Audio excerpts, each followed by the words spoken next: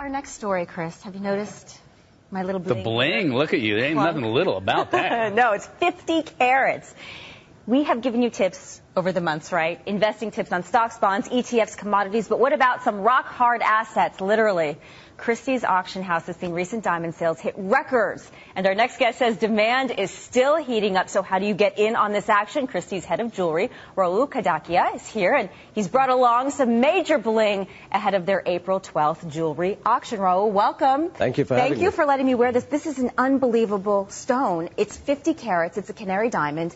And by no means is this the most valuable piece that you have with us. It's not the most expensive, but it's one of the most impressive. 50 carat, vivid yellow, which is as strong as one can have in colored diamonds. And that stone you have on is $2 million.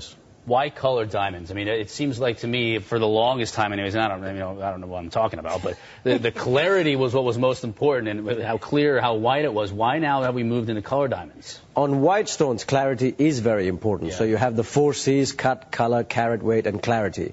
So on a D color, the best white stone, like we have here, the 37 carat, the color and clarity is very important. But that stone will go on to make about $150,000 a carat. By that same token, the stone next to it is only 10 carats.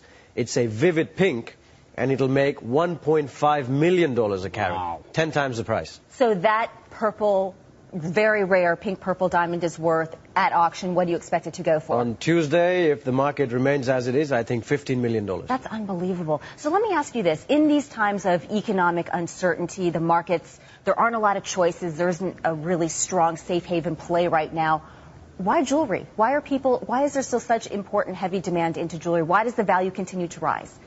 Well, diamonds, for the longest time, it's one of the oldest businesses where it is the most portable form of wealth that there is. Your 2 million diamonds, you can walk away with it, and there you go. It's pretty heavy, though. You can't carry an apartment with you. You can't carry gold, like Chris said. Stocks, how else do you this is $25 million of stones, and you can just put it in your pocket and off you go. All right, Rahul, precious. Simple as that. Yeah, simple as that. Off you go, Lori. Bye-bye. Precious stones, precious metals. We certainly can see it and know the value. I have a watch on right now, and there aren't any precious stones or precious metals associated with this watch, at least not that I know of. What makes a watch, then, valuable like the one I'm wearing right now? The watch you're wearing is known as the Paul Newman Rolex Daytona.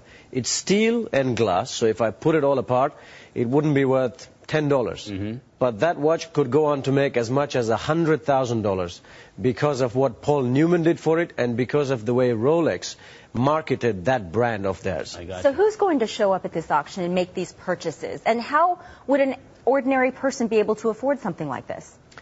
We don't just sell diamonds at, $5 and $10 million. You can come to Christie's and enjoy the experience without purchasing. You can buy something at $2,000 and you can buy something at $20 million. So we will have collectors, people that just walk into the sale. We'll have investors, people who are looking to put aside important sums of money on a diamond because they don't believe in the dollar right now. They don't believe in the stock market, so where else do I put my money?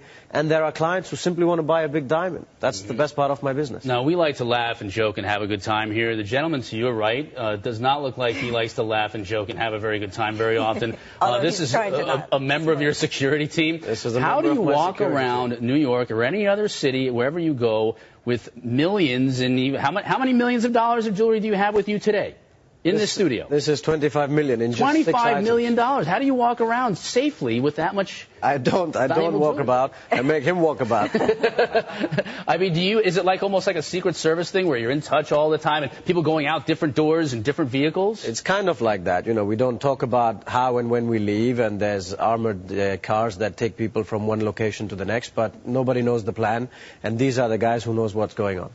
Well, another thing we talk about all the time, right, is the soaring price of commodities lately. Everything from oil to gas, even rare earth metals, there's a lot of controversy and debate over how much, I'm going off subject here, how much comes out of China versus how much we can produce here in the U.S. Bottom line, does any of that impact the price of jewelry, fine stones? Not really, because it's exactly what you said. They're all commodities, and you look at it purely as a commodity. This much gold, this much silver, and whatever else you have.